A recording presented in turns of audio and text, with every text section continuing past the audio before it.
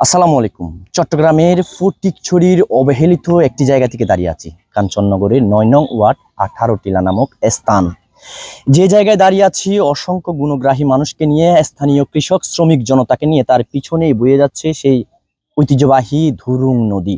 যে ধুরুং নদীর পাদদেশ থেকে মানুষের জীবন জীবিকার আহরণ করে সেই আদিকাল থেকে এখনো পর্যন্ত।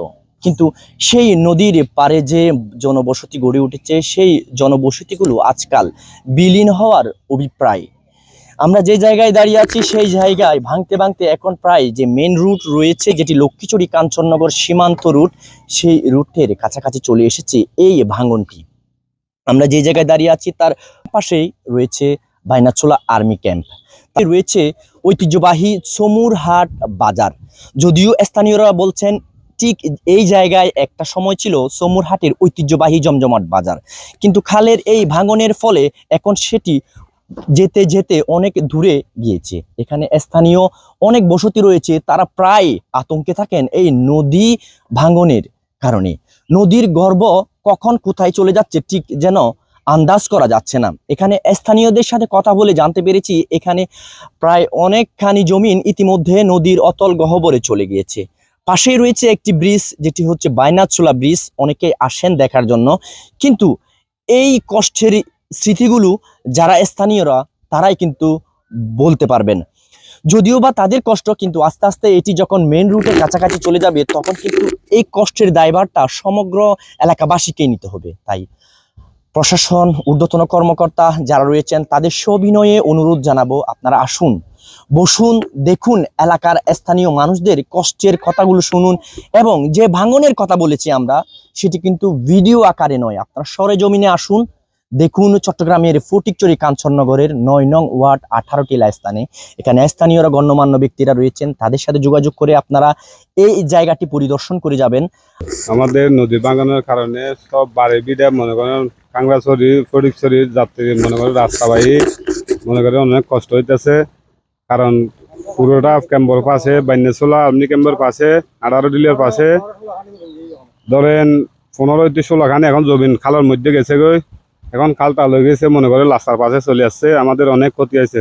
থেকে অনেক দূর থেকে বাঁকতে আছে, আগের পর্যন্ত এখন পর্যন্ত বাঁকতে আছে। শুধু মনে করেন যে এখন আমাদের রাস্তা পাশে দেখতেছে।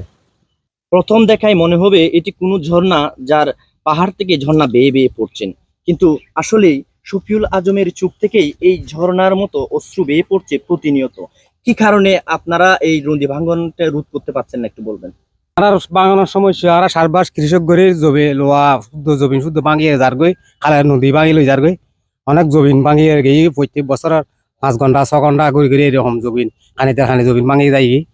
বড় আরা তো শাসা কৃষক গড়ে আরা কোনো ক্ষতিপূরণ নয়, আরা পরম্পরা প্রতি বছর এরকম ভাঙতে যাইতে আছে। আসসালামু আলাইকুম রহমতুল্লাহ। ধন্যবাদ কাঞ্চননগর, দৈনিক কাঞ্চননগর সংবাদকে। আজকে এটা আছে কাঞ্চননগর অন্তর্গত ৯ নম্বর ওয়ার্ড, ফটিকছড়ি থানা।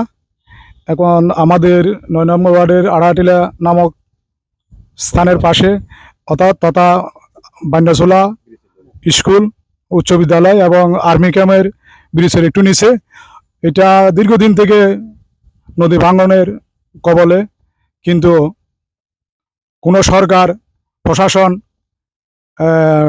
দৃষ্টি দেয় নাই বিদায় আজকে আমরা এই নদী ভাঙনের কবলে মানিকপুর তথা কাঞ্চননগর ফটিকছড়ি ভয়াবহ এই আমরা নদী ভাঙনের মধ্যে আছে, আমরা আতঙ্কে আসছি। আমরা এলাকাবাসী সবাই মিলে কাঞ্চননগর সংবাদের পক্ষ থেকে এবং আমাদের প্রশাসন, ইউনো মহোদয়, এমপি মহোদয় এবং প্রশাসনকে দৃষ্টি আকর্ষণ করছি যাতে অতি দ্রুত আমাদের এই নদী ভাঙ্গন রোধের যে কোনো একটা ব্যবস্থা নেয় না। আর বাড়িঘরের কাছাকাছি বলছে কাল ভাঙ্গিয়ে রে এখন আর বহুত সমস্যা আছি। সরকারের কাছে আবেদন জানার আর বাড়িঘর কিনে লক্ষ্য করি পেলাই আর বহুত গত বছরও বহুত ধান টান লগিয়ে গই। এখানে আসলে আমাদের যেখানে সমুরহাট বাজার বসে এখানে বাজার বসতো, এখানে অনেক দোকানপাট ছিল, এখানে অনেক মানুষের বসতি ছিল। দীর্ঘদিন থেকে এই নদী ভাঙনে এগুলা সবকিছু বিলীন হয়ে গেছে। এই এলাকার বাসিন্দা, ওই পারে হচ্ছে আমাদের লক্ষ্মীছড়ি খাগড়াছড়ি জেলা, আর এই পারে হচ্ছে ফটিকছড়ি চট্টগ্রাম। এই দুরম নদী হচ্ছে আমাদের সীমান্তবর্তী এলাকা। এই এলাকার দুই পারে কিন্তু নদী ভাঙ্গন চলতেছে, দুই পারে লোকই ক্ষতিগ্রস্ত। একদম দক্ষিণ পারে কাছাকাছি চলে আসছে মেইন রোডের। কোনো কারণে যদি রাস্তা ভাঙ্গন ধরে তাহলে আমাদের দুই উপজেলার এবং দুই জেলার সংযোগ যে রুট এটা বিচ্ছিন্ন হয়ে যাবে, তখন আমাদের যাতায়াত ব্যবস্থা যোগাযোগ বিচ্ছিন্ন হয়ে যাবে। আমি এটার জন্য আমাদের এই দুই সাইডের পার্বত্য এবং আমাদের ফটিকছড়ির দুই সাইডে এমপি মহোদয় এবং ইউনি মহোদয় এবং সরকারের দৃষ্টি আকর্ষণ করতেছি, আপনারা প্লিজ আমাদের এই জনসাধারণ দিকে তাকান, এই এলাকার দিকে তাকান। আমি জানাচ্ছি আমাদের এই মানিকপুর নদী ভাঙনের কারণে খুব অবহেলিত, এবং ওই ভাঙনের কারণে আমরা সবাই আতঙ্কের মধ্যে আছি, কখন কি হয়।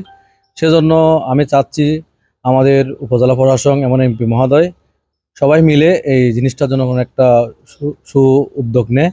এই যে আমার মূল সমস্যা হইলো এই যে আমার এই যে এদিকে নদী ভাঙন, তুরুং নদী ভাঙনের ফলে এই যে আমাদের এই রাস্তাটা মানে ধরেন আর বেশি নাই, সম্ভবত 50 থেকে 60 ফুট হবে। আর ওইটা ভাঙলে মেইন সড়ক যেটা লক্ষ্মীছড়ির সাথে যে ফটিকছড়ির একটা সংযোগ সড়ক, এটা চলে যাবে।